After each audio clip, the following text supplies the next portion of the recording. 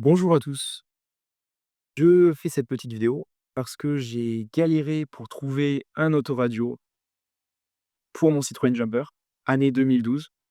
En fait, j'en ai même acheté 2 qui n'allaient pas au final, car, c'est très, très mal communiqué sur les fiches Amazon et donc je vous fais part de cette petite vidéo. La configuration dont je vous parle, c'est une configuration avec une cage DIN simple. Si vous avez ça, vous êtes sur la bonne vidéo. Elle est présente donc sur tous les Citroën Jumpers, Ducato, Boxer et elle a ces, petits vis. En fait, elle est vissée sur ces embouts en plastique. Donc, ne faites pas l'erreur de découper, ces embouts plastiques et d'y intégrer une cage double DIN comme je l'ai fait. J'ai acheté cet autoradio. Voilà, si ça vous intéresse, je mettrai le lien dans la description. C'est, un autoradio de la marque Erecin et il est assez rapide et on a surtout la possibilité aussi de mettre la Wi-Fi dessus. Avec une carte SIM, ça capte la 4G, pas la 5G, c'est pas, le dernier, la dernière génération, mais c'est ce que j'ai trouvé le plus compatible, on va dire, avec le Citroën Jumper, nos Citroën Jumper qui sont sortis après 2010. Donc voici le contenu de notre boîte. On voit que c'est, très bien emballé. Et il y a énormément de câbles. Nous, on va se servir de quasiment tout. Donc ça, c'est le quad block. Il y a que ce câble d'alimentation dont on va pas se servir. Mais voilà. Après tout le reste, ça va nous servir. Donc là, c'est le câble, RCA, le câble de la caméra, heu, voilà, le câble de l'antenne et après voilà, c'est tout ce qui est micro, antenne, voilà, c'est micro, antenne, GPS, antenne 4G. De toute façon, ne vous inquiétez pas, on va voir ça ensemble, câble par câble.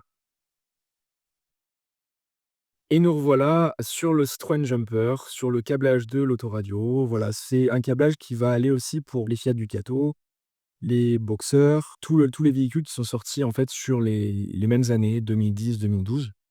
Maintenant, je vais vous montrer les subtilités. On va commencer par le bloc d'alimentation. Vous avez 2 blocs d'alimentation. Donc, vous avez soit le quad block,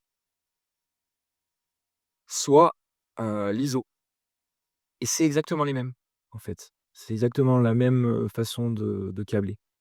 Il y a sur les 2 heu, câbles d'alimentation, un petit embout blanc comme ça qui va venir se brancher sur, la box CAN bus.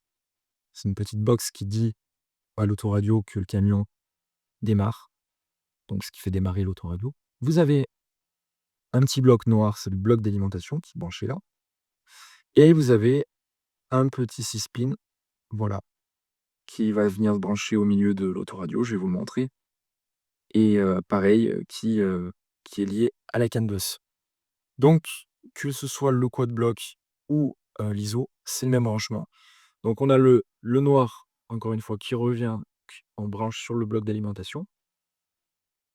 On a, le la box, donc on a le petit embout blanc qu'on va venir brancher sur la box et on a, donc de la box un petit fil blanc avec un 4 pins qui vient se brancher ici, juste à gauche, voilà, du GPS, au plus près du GPS. Alors, petite subtilité, donc c'est exactement pareil, je répète, pour le quad block. Vous allez brancher l'alimentation ici, le pin pareil là-bas au plus près du GPS et le gros blanc sur la box, CAN bus. Petite subtilité, à savoir, après 2006, vérifiez bien que votre camion a le CAN bus qui est intégré. Normalement, après 2006, 2010, 2012, c'est sûr, tous les camions ont le CAN bus qui est intégré, la technologie CAN bus. Donc on vient impérativement débrancher ce câble-là. Si vous le débranchez pas, ça va vider votre batterie et on branche donc la box, on vient brancher le petit pin. Par contre, si votre camion date d'avant 2006, ça là, on le laisse brancher. On enlève la box et on enlève les 4 pins et ça va rien. Et il y a aussi, attention, l'antenne. L'antenne, je l'ai pas mis. là, hop, c'est cet embout. Il y en a un autre qui est disponible dans la boîte. Moi, j'avais besoin que de ce petit embout-là. Hop, on vient l'insérer là. Simplement, là, je l'ai pas mis parce que le câble est trop court. Ensuite, pour tout ce qui est câble de sortie, au niveau du câblage, c'est assez simple. J'ai fait passer tout ça là, ce câble-là, il part là-bas et il arrive ici. Il sort de là. Il y a un petit trou. Moi, j'avais un petit cache plastique vert, je l'ai déboîté et je suis venu coller le capteur 4G ici. Et pareil pour le GPS, je l'ai mis là. J'ai fait passer le fil là et voilà, je l'ai branché ici. Maintenant, on a également le micro que j'ai mis à côté de ce qui me tient le téléphone. Pas terrible, hein, la fixation. Cette pince, on ne sait pas trop où on est. Il va bien se brancher. Voilà, c'est cet embout noir là, vous pouvez pas vous tromper. C'est cet embout noir. Voilà, vous branchez le micro dessus et vous le faites passer par le petit trou là-bas, sur le devant du tableau de bord. Ensuite, on a, donc là, on a le CAN bus et là, on a 2, je sais pas si vous le voyez, c'est un peu flou.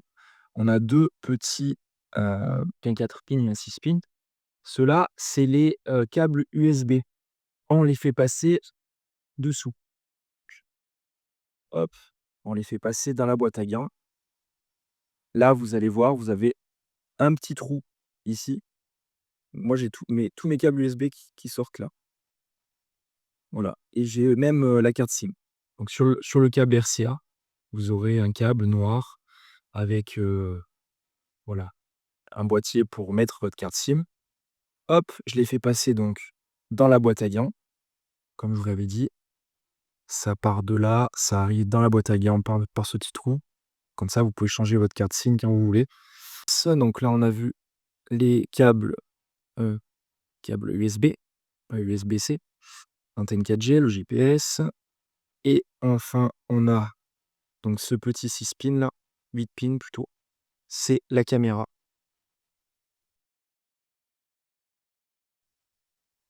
On vient brancher donc, tac, on vient brancher ce câble jaune sur donc c'est le câble audio RCA avec le câble audio RCA du câble, enfin moi j'ai pris un câble de 10 mètres de la caméra et le retour, on aura, donc le retour du câble de 10 mètres, il est là, il est en rouge.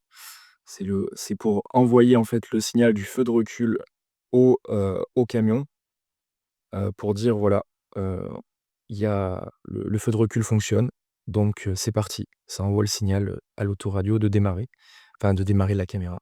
Ça va venir se brancher sur le fil reverse rose du bloc d'alimentation.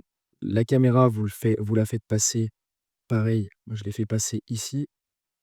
Elle ressort pareil dans la boîte à gants et ensuite le fil dans la boîte à gants, tu as trouvé une astuce parce que là, c'est pas terrible.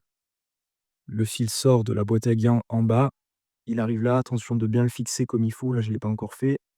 On le fait sortir par le trou de la batterie, le câble longe, donc il vous faut un câble de 10 mètres, longe le camion, il arrive là, il sort de ce montant on le fait passer, on le bloque là-dessous, sous le joint du camion.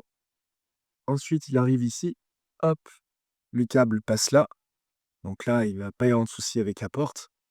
Là, vous faites un petit trou, donc vous démontez ce feu de recul. Vous faites donc 2 petits trous ici pour maintenir votre petite caméra de recul. Vous faites passer les fils, vous faites un petit trou là. Le fil passe par en dessous, donc pas d'infiltration d'eau et surtout ça, pas faire de trou, par le haut. Pour le câblage, du feu de recul à l'arrière, c'est assez simple. Je vous laisse, ce petit schéma qui vous aidera à brancher positif et la masse. L'autoradio installé et fonctionnel. Le poste radio va s'allumer et directement vous allez avoir la caméra. Donc là direct il enclenche, la connexion au téléphone et puis là la caméra s'y met. Donc moi, la caméra, je l'ai pas très bien positionnée. Donc on va aller repositionner ça. Mais voilà, j'espère que ma vidéo vous aura plu. N'hésitez pas à liker et puis laisser un commentaire, si vous avez une question ou si vous avez une recommandation.